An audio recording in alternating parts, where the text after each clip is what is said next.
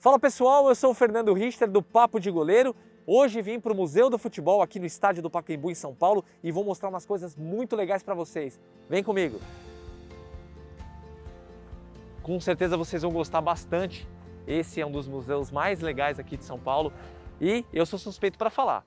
Aqui tem uma exposição hoje, que é a exposição do Barbosa, um dos maiores goleiros da história do futebol brasileiro e também do mundo. Bora lá! Só a entrada aqui eu já fico emocionado de ver essa travezinha, esse momento bacana do museu. Lembrando, né pessoal, a gente está no momento de pandemia, então toda a precaução sempre é muito bem-vinda, máscara sempre, e aqui a gente vai medir a nossa temperatura.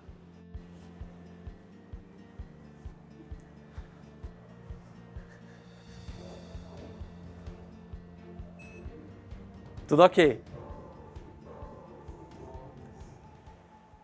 Essa é a entrada do museu e uma parte que eu gosto bastante, porque aqui a gente está exatamente embaixo das arquibancadas do estádio.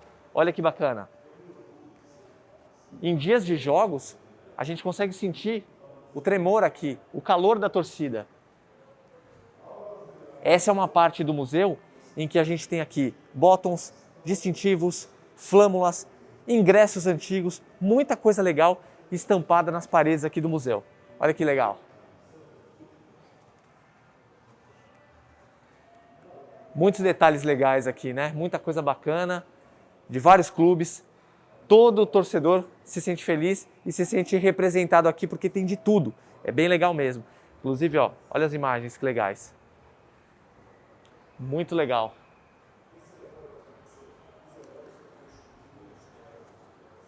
Uma coisa que eu acho bem legal também daqui, um pouquinho mais atrás, a gente vai mostrar para vocês, nós temos uma maquete do Pacaembu, que eu vou mostrar aqui para vocês, olha que legal. Essa aqui é uma maquete totalmente interativa, claro que nesse momento de pandemia todo cuidado, como eu falei, é pouco. Então a gente tem aqui ó, a maquete do estádio do Pacaembu e o entorno do estádio, né? Então algumas casinhas eles colocaram, tem a Praça Charles Miller, a tão conhecida Praça Charles Miller, muito bacana, muito legal mesmo. Mas agora, o que eu vou mostrar para vocês é a exposição do Barbosa. Tempo de reação. Aliás, tempo de reação é um negócio legal, porque muita gente fala que o goleiro tem reflexo, né? E o goleiro ele não tem reflexo, ele tem velocidade de reação, ele tem tempo de reação, que é o nome da exposição que a gente vai mostrar para vocês aqui, ó. Vamos lá.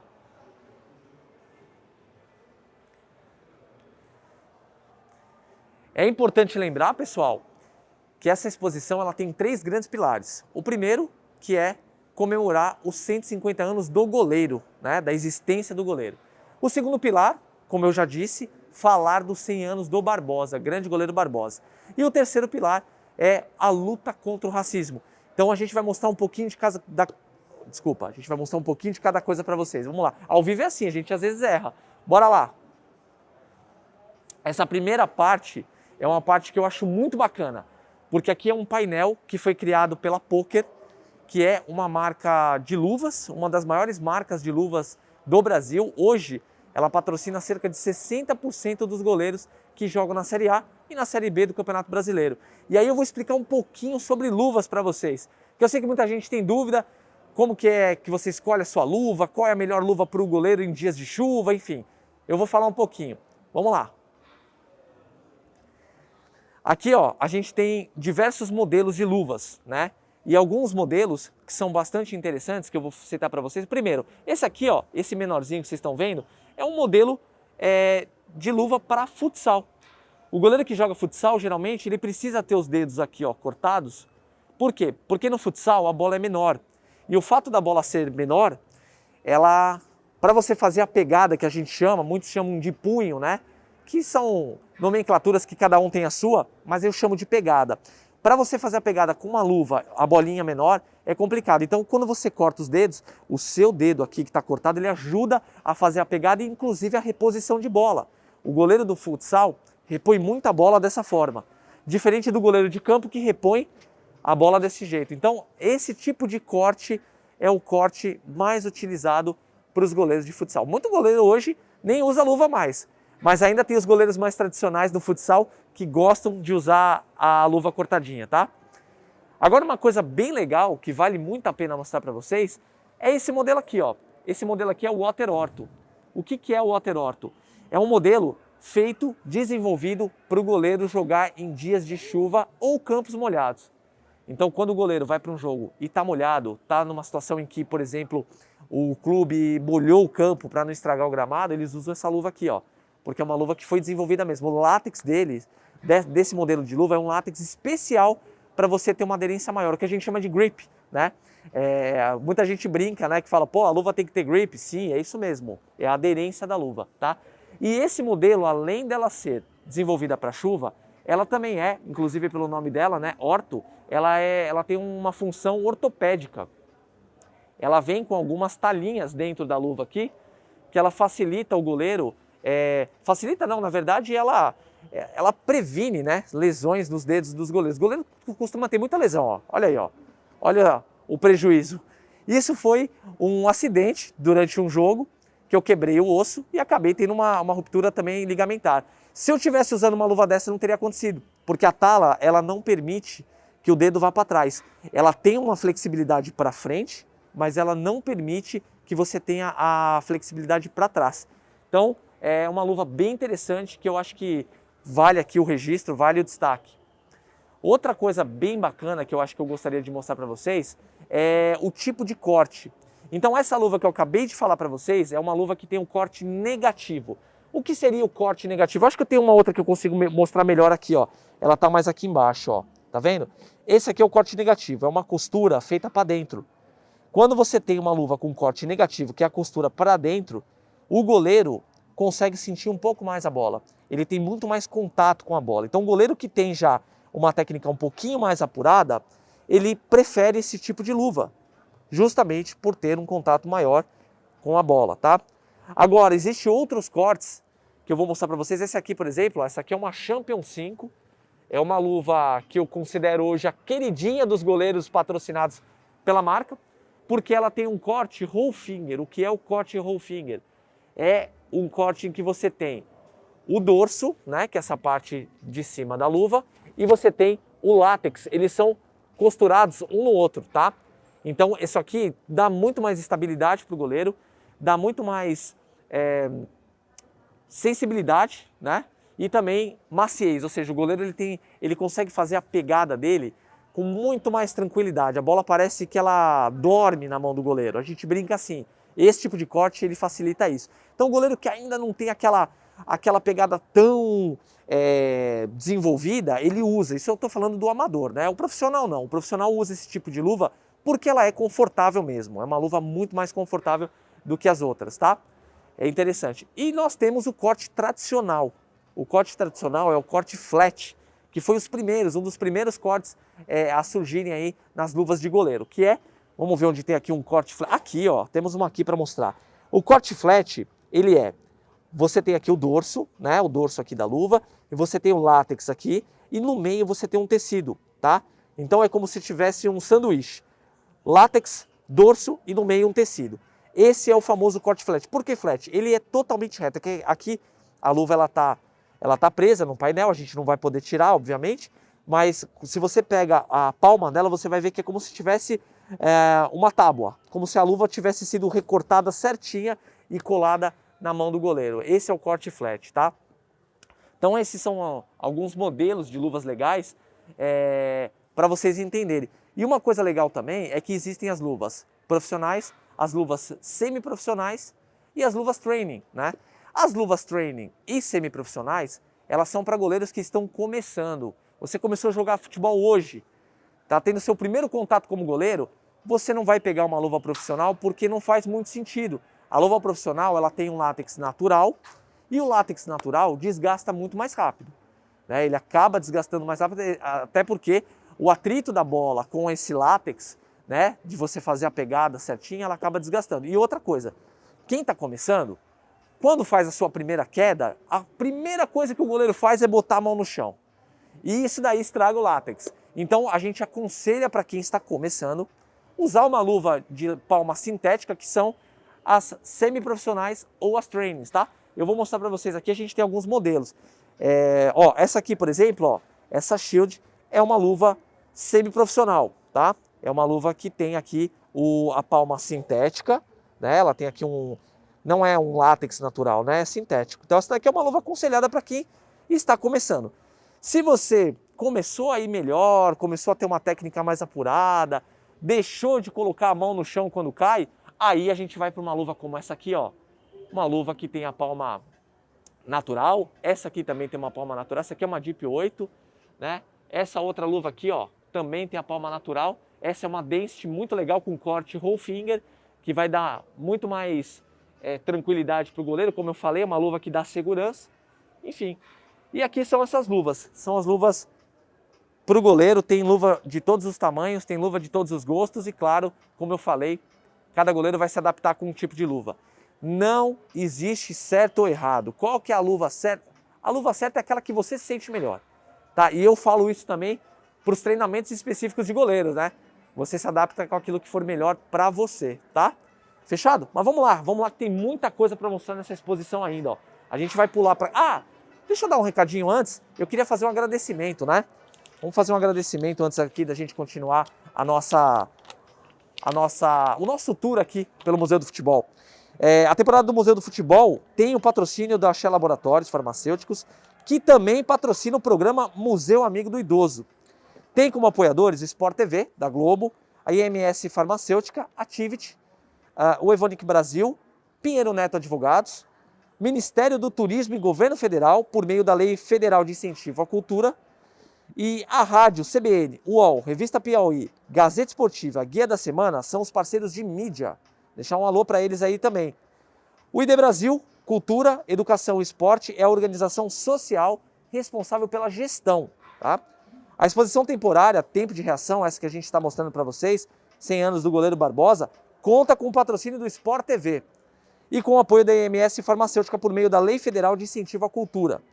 Tem como parceiro a Poker, que vocês viram aqui, são as luvas Poker, e consultoria de conteúdo do Observatório de Discriminação Racial no Futebol, Coletivo Pretaria e Malik Esporte e Cultura. Fechado? Um abraço para todos vocês. Vamos seguir para a nossa exposição aqui, que está bem legal, tem muita coisa para mostrar, hein? Falando de luva ainda, a gente segue aqui com mais um pedacinho falando sobre luvas. A gente tem aqui, ó, essa aqui é uma luva da Poker também, uma luva bem legal, né? Uma luva um pouco mais antiga. Essa é uma luva que foi feita para o Rogério Ceni. Aliás, o Rogério Ceni estava usando essa luva no 100º gol dele, que foi o gol que ele fez contra o Corinthians, na vitória do São Paulo. Muito legal, uma luva bem bacana.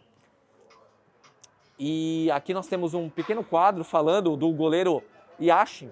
O Yashin, na década de 50, ele adotou, na verdade, as luvas de couro. Então ele foi o primeiro goleiro a usar uma luva de couro, né? As luvas eram muito mais pesadas, né, pessoal? Muito mais pesadas do que hoje. Hoje a tecnologia tá sensacional, né? Hoje o goleiro tem os melhores produtos para se utilizar. Aqui temos mais uma foto também, muito bacana, da década de 60. Outras luvas, também luvas da Poker. Essa luva aqui, ó, por sinal, é uma luva do goleiro Danilo, né? O goleiro Danilo da Chapecoense, que acabou falecendo num acidente, num fatídico acidente.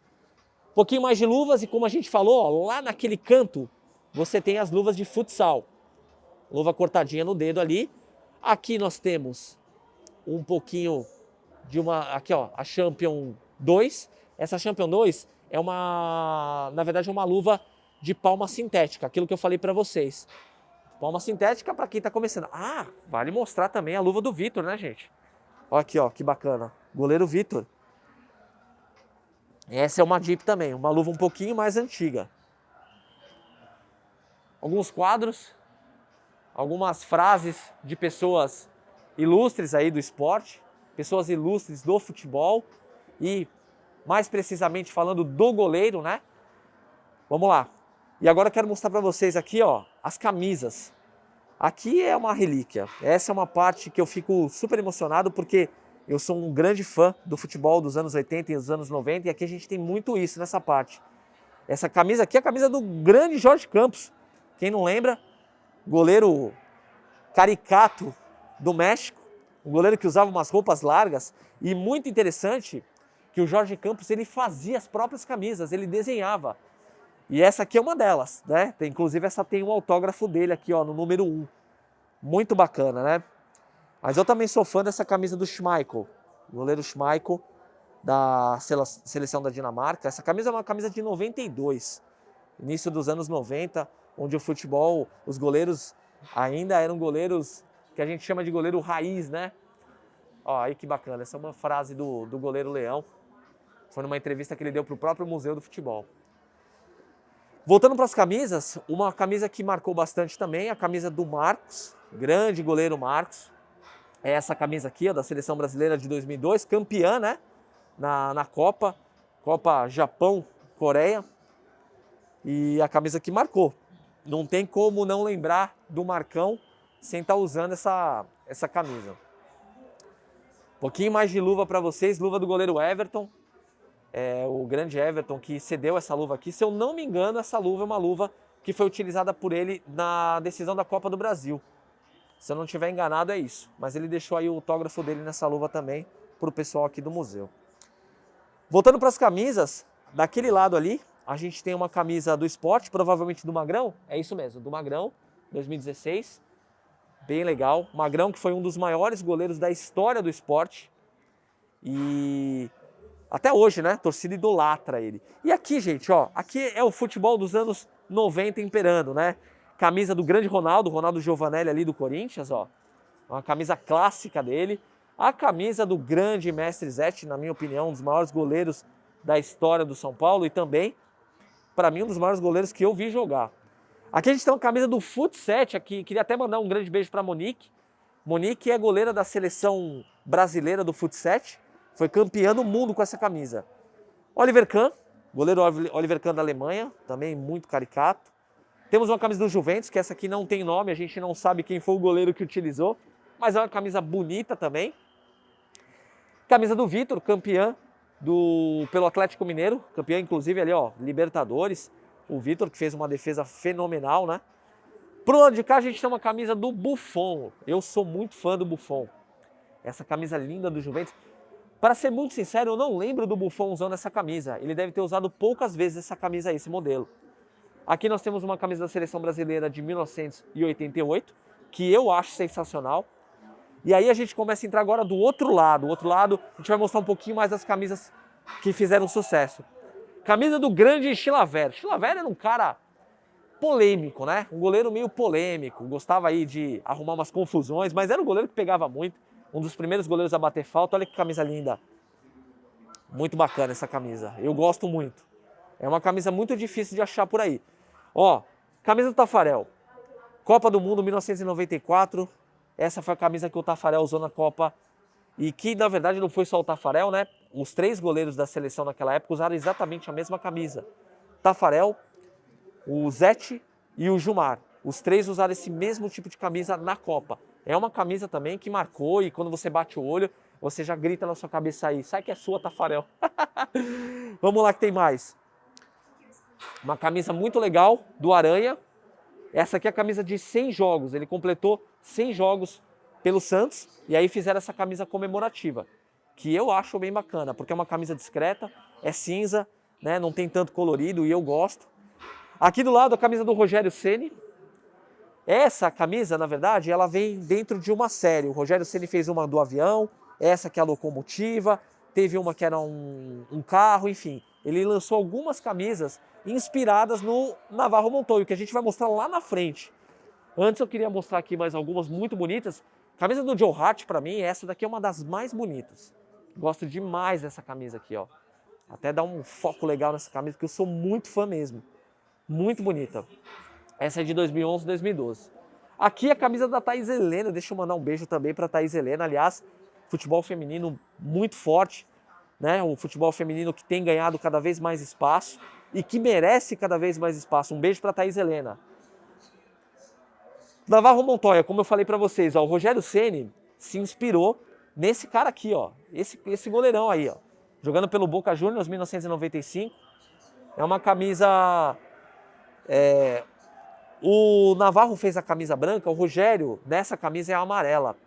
Mas enfim, é uma camisa legal também, diferente, né? Com desenho, com o rosto do Navarro Montoya ali, do Rogério Ceni, vocês viram, tem o rosto do Rogério Ceni ali no cantinho, enfim. E agora, vamos chegar aqui para a camisa do Pagliuca. Pagliuca que jogou a Copa de 94 também contra o Brasil, mas essa camisa, especialmente essa aqui, é de 1992. Eu acho linda. Ela tem um detalhe aqui que a galera talvez não repare, mas olha, é a rede, né? O desenho da rede ali, uma camisa que parece com um desenho de barro, enfim. Muito legal, muito bacana.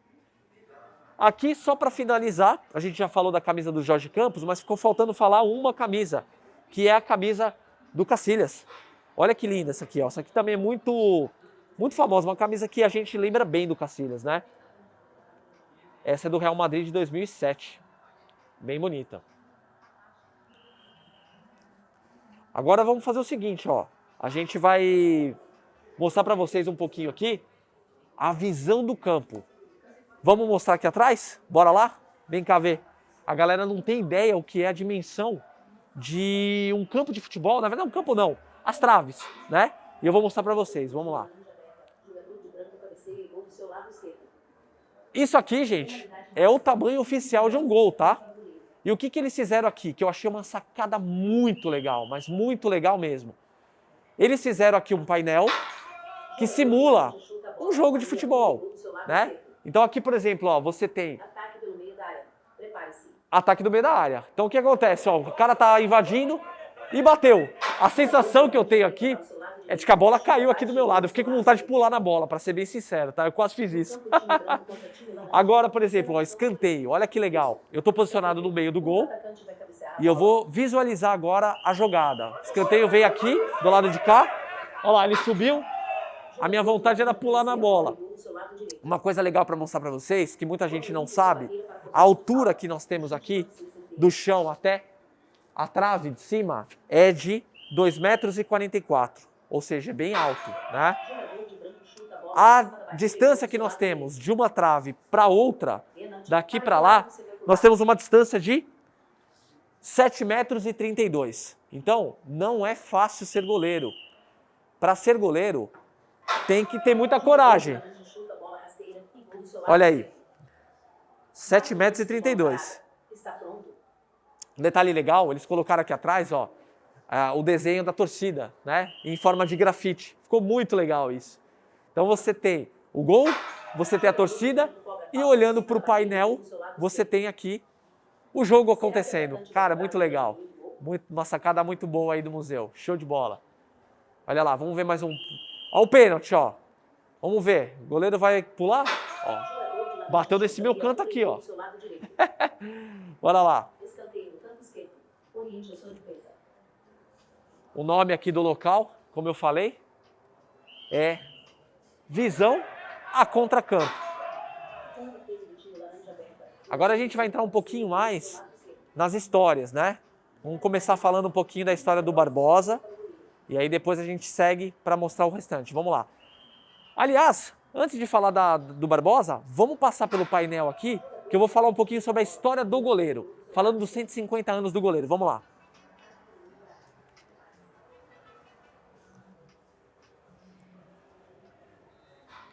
Essas placas aqui, gente, começa a contar um pouquinho da história, tá? Então, achei legal essa frase, ó, mãos, pés e coração. Futebol de corpo inteiro. Isso é muito legal, porque o goleiro, de fato, se doa pro futebol, né? O goleiro pula na bola, o goleiro dá a cara a tapa, o goleiro divide, enfim. Agora aqui, ó, nós temos uma plaquinha falando dos 150 anos da posição de goleiro. Esse é um dos pilares, tá? Então a gente vai começar a falar um pouquinho dos 150 anos da posição de goleiro. Goleiro, quando iniciou o futebol, não se pensava em ter um cara que pudesse pegar a bola com a mão, né? Na verdade, era fazer o gol, era botar a bola dentro de um golzinho, que era inclusive pequeno. Depois eles ampliaram para aquele gol que vocês viram ali atrás, aquele gigantesco gol. Mas aí muita coisa foi acontecendo e o goleiro foi evoluindo, né? Que eu acho que o goleiro é uma das posições que mais evolui. Ele, na verdade, está em constante evolução. Olha que legal essa frase, ó, afinal, agarrar um pênalti pode fazer a alegria de uma nação. E pode mesmo. Agarrar um pênalti pode ser mais do que um gol, né? Aliás, lembrando aí de novo, em 1994, a gente falou de Taffarel. O Taffarel fez a alegria, né, do povo. Isso eu achei uma sacada sensacional. A garra do cara do atleta ter garra, ter vontade, querer ganhar. E a garra de agarrar a bola. Então, assim, muito bacana. Achei legal demais isso. E aqui a gente tem, ó, fotos de goleiros e goleiras mostrando um pouquinho dessa garra. Eu acho bem legal. Ah, bacana, vamos falar também como que o goleiro é chamado. Arqueiro, goleiro, porteiro, guarda-metas, guarda-redes, guarda-vala, goalkeeper, guardião, guardiã, keeper, arqueira, goleira e porteira. São alguns nomes que se usava muito mais antigamente, hoje não, né? Hoje é só goleiro mesmo, mas se usou muito. Nas várzeas de São Paulo aí, ou de outros estados, quando você vai jogar, tem muita gente que ainda traz esses termos mais antigos. Chama o goleiro de guapo, chama o goleiro de guarda-metas. Eu acho bem legal, é muito característico. Essa é uma parte que mostra algumas defesas, tanto de goleiro. Ó, essa é a defesa do Dida contra o São Paulo. O Dida pegou 2 pênaltis nesse jogo. Aí é o Tafarel, ó, na Copa de 94, como eu falei, pegando o pênalti, se não me engano, do Costa Curta. E aí diversos, ó, o Marcelo Groi em 2017, ó, essa foi uma defesa incrível. Júlio César do Flamengo, fazendo muitas defesas legais. Aí nós temos o Buffon, um dos maiores goleiros da história do futebol mundial. Olha o Gilmar vindo buscar. Oliver Kahn. Só defesa legal, gente. Só defesaça. Olha aí, ó, o Hugo fazendo uma defesa contra o Corinthians. Rogério Ceni em 2011. Lelê, grande Lelê do Corinthians. Rogério Ceni de novo. Enfim, são algumas defesas bem legais que esse painel fica aqui rodando. Agora a gente vai falar um pouquinho da história do futebol e da posição de goleiros e mostrar um pouquinho das histórias, das curiosidades, enfim, tem muita coisa legal, né? Em 1863, por exemplo, ó, foi quando começaram com as primeiras regras do futebol. E isso daqui foi nesse, olha só, hein, 1863, faz muito tempo, hein, gente? Qualquer jogador podia pegar a bola com as mãos, desde que estivesse no ar. E foi então em 1866 que as traves passaram a ter uma fita entre elas para delimitar a altura do gol. Porque senão era muito fácil, né? Então eles começaram a colocar uma fitinha ali. Olha o quanto foi evoluindo, né? 1871, criação da posição de goleiro. Né? Eles criaram a posição de goleiro em 1871. Só que foi em 1872 que foi permitido o goleiro usar as mãos somente no seu campo de defesa. Delimitaram uma área para o goleiro. E foi nesse ano, em 1872, que o goleiro passou a só poder pegar a bola com a mão dentro de uma área. Que ficou muito melhor, né? Você já imaginou o goleiro sair correndo no meio do campo e pegar a bola ali de qualquer jeito? Ia ficar um negócio meio desorganizado. Então essa regra aqui é uma regra interessante, né? Em 1891, o gol passou a ter redes e o juiz passou a atuar dentro do campo. Isso é bem legal também. Então o juiz começou a apitar dentro do campo e foi quando tiveram a ideia de colocar uma rede para que a bola não ficasse passando, né? Porque senão chutavam a bola ia para longe, enfim. Isso aqui é o que a gente chama de pegada, tá? Como eu falei, muitas pessoas às vezes chamam de punho. São nomenclaturas que em cada lugar, cada região tem a sua. E aqui, ó, é um quadro que mostra algumas técnicas de goleiro. Agora ele vai fazer o encaixe. Essa é ó, ele está aqui no movimento de expectativa, esperando a bola chegar para fazer o que a gente chama de encaixe. A cama, hoje a gente chama de entrada completa. O que é a cama? Vai mostrar aqui, ó. O goleiro ele busca a bola na parte de baixo, né? Ele faz um movimento de rampa na bola e ele encaixa a bola e segura ela. As quedas é o que a gente chama, né? Queda rasteira, queda meia altura. Vai falar primeiro da queda rasteira. Olha lá, goleiro em movimento de expectativa. Quando a bola sai, ele cai na diagonal, nunca cai para trás. Bola meia altura é praticamente a mesma coisa, só que usando a perna de impulsão. Aqui ele vai usar a perna de impulsão e fez a queda meia altura. Mão trocada, muito utilizada quando a bola sai do raio de ação e que o goleiro não consegue usar a mão de baixo. A mão de baixo ele não tem amplitude. Então você usa a mão de cima, a mão trocada, para aumentar sua amplitude. Bola alta, vamos ver aqui. Goleiro em movimento de expectativa, saiu, fez levantamento, sai com o joelho para sempre proteger o goleiro. Né? É importante o goleiro levantar o joelho para o lado em que a bola vier. Então se a bola vem do meu lado de cá, eu levanto meu joelho esquerdo. Bola veio para esse lado, levanto meu joelho direito. E assim vai indo. Saída em X, hoje muito utilizado. Olha lá, o goleiro, ele abre um movimento de X mesmo, na frente do atacante. Isso é muito utilizado para aquilo que a gente chama de encontro 1 a 1. Quando está muito próximo, de longa distância, nunca use o X, tá, gente? Pelo amor de Deus, estou vendo gente fazer X em movimento que não tem que fazer. X é enfrentamento 1 a 1, certo? Vamos ver, ó, reposição alta com a mão, bem bacana. Quebrada, que é a famosa reposição, a gente chama de quebrada. Olha lá, o goleiro faz a reposição e faz o direcionamento. Lá atrás, antes dos anos 90, a reposição, a quebrada, era só um balão. O goleiro pegava a bola, chutava de baixo para cima e mandava e se livrava do problema. Isso foi evoluindo, evoluindo e evoluindo, e hoje o goleiro não solta o balão mais, hoje o goleiro direciona. Então o goleiro deita o corpo um pouquinho mais, bate um pouquinho mais no que a gente chama de fatiada na bola, para poder mandar a bola onde ele quer, tá? Mas vamos embora, vamos lá que tem muita coisa para falar ainda, senão a gente vai ficar muito só na técnica do goleiro. Embora eu goste bastante de falar disso. 1914, Marcos Carneiro de Mendonça foi o primeiro a defender a seleção brasileira. Ele jogava no Fluminense, tá? Foi o primeiro goleiro a jogar na seleção brasileira. Olha lá o estilão dele, ó. É, rapaziada, tudo mudou, né? Até a bola era diferente, parece uma bola de basquete. Agora aqui, ó, a gente continua com aquela parte de... A gente continua naquela parte de técnica que a gente já viu no outro quadro. Temos aqui o Gilmar dos Santos Neves, que teve várias participações em Copa do Mundo, né? Foi campeão em 58, foi o primeiro goleiro brasileiro campeão do mundo, eternizado com a camisa número 3. Olha que interessante, o goleiro que usa a camisa número 3. Aqui nós temos a parte em que os goleiros jogam com os pés. Então a gente tem primeiro aqui, ó, Jorge Campos, Rogério Ceni, né? Eternizado aqui no Brasil por fazer gols de faltas e tudo mais. E o Higuita, né? O Higuita que fazia defesas como essa, que é a famosa defesa escorpião, ficou aí caricato. Nesse quadro, nessa televisão, na verdade, muitas goleiras do futebol. Então essa daqui, por exemplo, é a Tainá, goleira do Corinthians, que aliás é uma excelente goleira. Né? Aqui nós temos a Gislene, tem várias goleiras, tem a Thaís Picarte, enfim, é muito legal porque aqui valoriza bastante o futebol feminino. Como eu falei, o futebol feminino está crescendo muito e que deve crescer cada vez mais. Mas agora a gente vai entrar na parte do Barbosa. Vamos falar, a gente saiu de 150 anos do futebol e vamos entrar agora nos 100 anos do Barbosa. E o Barbosa, ele criou os 10 mandamentos do goleiro. Engraçado, gente. O Barbosa criou os 10 mandamentos em 1959, quando ele deu uma entrevista para a revista do Esporte. E o mais interessante é que os 10 mandamentos, eles continuam muito atuais. Tudo isso que ele falou em 1959, hoje a gente usa também. Com exceção em algumas coisinhas que eu vou falar. Vocação, o goleiro tem que ter vocação, tem que ter nascido para isso. Claro que com treino você consegue chegar a ser um bom goleiro, mas se você nasce com isso já na veia, as coisas melhoram, né?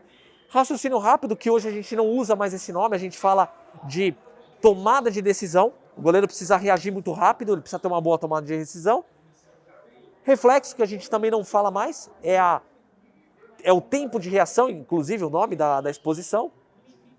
Golpe de vista talvez seja uma das coisas que a gente não utiliza. Talvez dos 10 mandamentos, algo que a gente não utiliza é o golpe de vista. O goleiro ele precisa estar em todas as bolas. Arrojo, com certeza. Serenidade, o goleiro desesperado toma gol. Firmeza nas mãos, aliás, isso é uma coisa que a gente fala bastante, porque os goleiros hoje têm soltado muita bola, e o grande Barbosa já dizia que o goleiro precisa ter firmeza. Olha aí, ó, ele fazendo a pegada, né, o punho. Altura, cada vez mais hoje os goleiros são cobrados de ter boa altura. E elasticidade, né? O goleiro precisa ter essa elasticidade. Para finalizar, o goleiro não pode ser pesado, porque ele precisa sair do chão, né? Mas vamos que vamos. Vamos que agora a gente vai falar um pouquinho sobre as coisas do Barbosa aqui. Tudo isso aqui, essa parte que nós vamos olhar agora, foi cedida pela Tereza, que é a filha do Barbosa. E aqui tem muita história do Barbosa, né? Olha, minha luta diária pela memória do Barbosa. Isso aqui é a filha do Barbosa falando o quanto ela luta pela memória dele. E muito merecido, né? Porque o Barbosa foi um dos maiores goleiros da história do Brasil. Muito legal, né? Aqui, ó, nós temos a mão do Barbosa, só que provavelmente uma fratura em jogo, né? E aqui tem, ó, o raio-x dele. Achei muito legal isso. E olha lá o Barbosa fazendo uma saída no alto, olha que coisa linda. segurando a bola com firmeza. Moacir Barbosa é a vitória do Brasil. Eu gosto desse quadro, acho muito legal. Aqui são algumas fotos cedidas pela família do Barbosa, momentos dele com a família, momentos pessoais do Barbosa, né? E uma plaquinha muito legal que tem aqui, que é a plaquinha que foi recebida do Vasco da Gama, né? O clube que ele defendeu com tanto amor e carinho e que trouxe muitas glórias para o clube, né?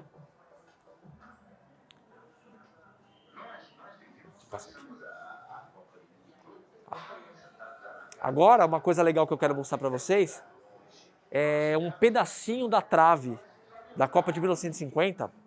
Tá aqui, ó. 1950 o Brasil jogou contra o Uruguai e lá aconteceu o famoso Maracanazo, né? Que foi a fatídica derrota do Brasil para o Uruguai. E todos os jogadores da seleção brasileira ganharam um pedaço da trave. Né? Esse é um pedacinho da trave. Olha como era a trave, né? É inimaginável você pensar que hoje uma trave seja quadrada dessa forma, né? Mas isso existia. E reza a lenda que o Barbosa queimou o pedaço de trave que ele recebeu. Isso é algo que a gente vai ter que tirar as dúvidas, mas a lenda é essa, tá? Tá aí, ó, pedacinho da trave de 1950 lá do Maracanã. Aqui tem momentos do Barbosa com Garrincha, Pelé, né? Algumas histórias falando da época em que eles jogaram juntos. Aqui, como eu falei, a derrota do Brasil. Mas é um momento que a gente nem tem que debater muito, né? Eu creio que o Barbosa foi muito maior do que isso aí. Esse é um quadro legal, uma frase bacana. E aqui, gente, ó, nesse telão, nós temos aqui entrevistas que foram dadas falando sobre o Barbosa. Aqui, quem narra esse momento é o Aranha, goleiro Aranha. Acho muito legal, muito bacana mesmo. Tá aí, ó, o grande Barbosa, ainda novinho, né? Muito legal. E as pessoas vêm aqui, elas sentam nessas cadeirinhas aqui, né? Ficam à vontade e assistem aí esse videozinho legal. Cara, se deixar eu fico aqui, assisto e vou assistindo, viu? Que é muito legal. Opa. Bora lá, que tem mais coisas para mostrar para vocês. Agora a gente vai entrar vamos dizer que a reta final aí da exposição. Ah, não, vamos lá falar mais de Barbosa. Pera lá, vem comigo aqui. Quero mostrar para vocês a história do Barbosa no Vasco. Vamos lá. Vasco da Gama, ele teve 431 jogos, 282 vitórias. É muita coisa, 16 títulos, gente. É muita coisa para um goleiro, né? Chegar a 16 títulos por um clube. E o Barbosa, para quem não sabe, ele começou em São Paulo. O primeiro clube dele foi o Atlético Ipiranga. Ele chegou em 1942 no Atlético Ipiranga, aí ele passou por Santa Cruz, próprio Vasco da Gama, o Olaria, Bom Sucesso, voltou para o Vasco da Gama, onde ele conquistou muitos títulos, né? E finalizou a sua trajetória no Campo Grande, lá do Rio de Janeiro. Aqui tem um pouquinho da infância dele em Campinas. E ele tornou-se um goleiro da Várzea Paulistana. Isso é muito legal, porque a Várzea Paulistana foi muito famosa. Muitos jogadores profissionais saíram da Várzea Paulistana, né? O bairro da Liberdade tinha muitos jogos, a Glicério, Baixada da Glicério em São Paulo, muitos jogos, enfim. E aqui nós temos agora duas camisas. Essa aqui é a camisa clássica do Barbosa, que ele utilizou no Vasco. E essa é uma camisa comemorativa aqui do Santa Cruz, né? Mais uma forma de homenagear o Barbosa que jogou no Santa Cruz. É uma camisa são duas camisas bem legais. Eu sou muito fã dessa camisa cinza aí do Vasco. Coisa linda demais. Muito linda mesmo. Agora a gente vai voltar, que nós vamos falar um pouquinho do último pilar da exposição, que é a luta contra o racismo. Bora lá. Enquanto isso, vocês vão vendo mais um pouquinho aí de Barbosa, ó. É muito legal, muita história, né? Barbosa tem muita história. E a exposição realmente está bem bonita. Eu sou bastante suspeito para falar. Um pouquinho do Barbosa aí.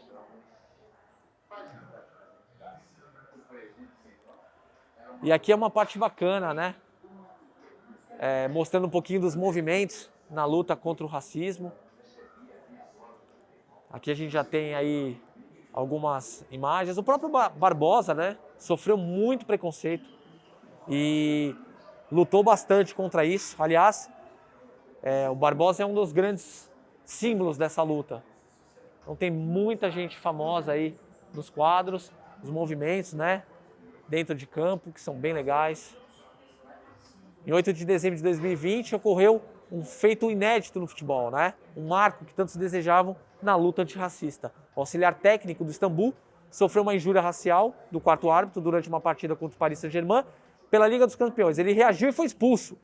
E os jogadores dos dois times enfrentaram o racismo junto e saíram do gramado. Isso foi muito legal. Solidários ao colega, né? Eles saíram do gramado. O jogo foi interrompido e foi remarcado. Muito legal isso. Aqui, ó. Eles utilizaram isso aqui, na verdade, gente, é uma saidinha que sai lá no campo. Só que como tá fechado, eles reaproveitaram esse espaço e fizeram aqui, ó, esse painel, esse mini cinema. As pessoas sentam aqui nas cadeirinhas e conseguem assistir. E tudo aqui é falando sobre a luta contra o racismo. Vários goleiros falando por aí também. O próprio Aranha, né? É um dos caras que tá aí nesse vídeo. E vale muito a pena assistir. Quem vier pra cá, tira um pouquinho do seu tempo para assistir. Ó, o goleiro Jefferson. Enfim, tá muito legal mesmo. E aí a gente vai chegando muito próximo aqui já do nosso finalzinho do tour. Vamos lá, mais um pouquinho, ó. Falando sobre o racismo. E aí aqui, ó, olha que tem tudo a ver com a exposição. O tempo, mais do que nunca, é de reação. Né? Muito legal, frase bem bacana.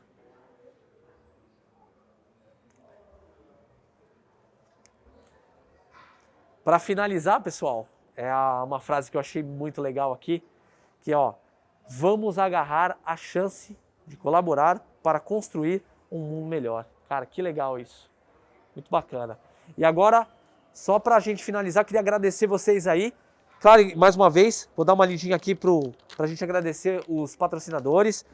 A temporada 2021 do Museu do Futebol tem o patrocínio da Axé Laboratórios Farmacêuticos, que também patrocina o Museu Amigo do Idoso.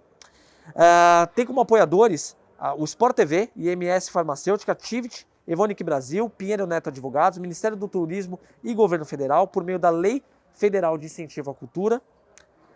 E a Rádio CBN, UOL, Revista Piauí, Gazeta Esportiva e Guia da Semana são os parceiros de mídia. O ID Brasil, Cultura, Educação e Esporte, organização social responsável pela gestão. A exposição temporária Tempo de Reação 100 anos do goleiro Barbosa conta com o patrocínio do Sport TV e com o apoio da IMS Farmacêutica por meio da Lei Federal de Incentivo à Cultura. Tem como parceiro a Poker Sports e a consultoria de conteúdo do Observatório da Discriminação Racial do Futebol, Coletivo Pretaria e Malik Esporte e Cultura. Então um grande abraço para todos eles e claro, gente, mais uma vez agradecer vocês, foi bem bacana e espero que tenham gostado. Eu sou o Fernando Richter do Papo de Goleiro e mais uma vez mandando um abraço para todos vocês. Valeu, gente!